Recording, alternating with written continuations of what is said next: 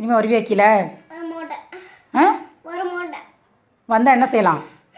கட்டி போட்டு இனிமேல் அவுக்கவே வேண்டாம். ஆனால் டெய்லி சத்தியமெல்லாம் பண்ணுற, பண்ணிவிட்டு சேட்டையை மறுபடியும் திரும்ப பண்ணுற. பதில் சொல்கிறா. டெய்லியும் அதனால பண்ணிகிட்ருக்க? டெய்லியும் அதை என்ன சொல்லிகிட்ருக்க?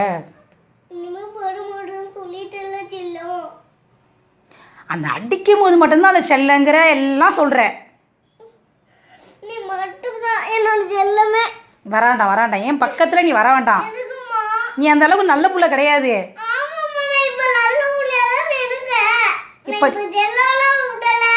யார என்ன நீ செல்லம்லாம் சொல்ல வேண்டாம். நீ நல்ல பிள்ளையா நடந்துட்டாலே பெரிய விஷயம்.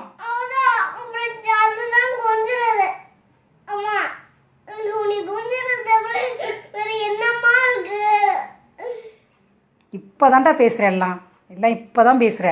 அடுத்த செகண்ட் நீ யார் அப்படின்னு என்ன கேட்குற. நீ தான் பெரிய ஆளா போய் நாளைக்கு எனக்கு சம்பாரிச்சு போடுற. நீ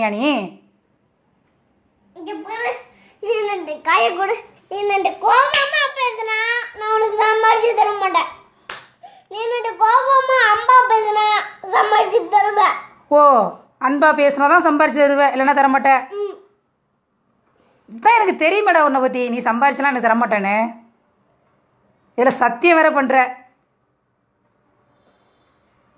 அப்புறம் உனக்கு ஏதாவது தேவைப்படுச்சுன்னா யாரை கேட்ப? நான் யாரையுமே கேட்க வேண்டாம் இனிமே. என்ன நீனு போய் வாங்கிக்கிறியா? நானே கடை எனக்கு தெரியாதே.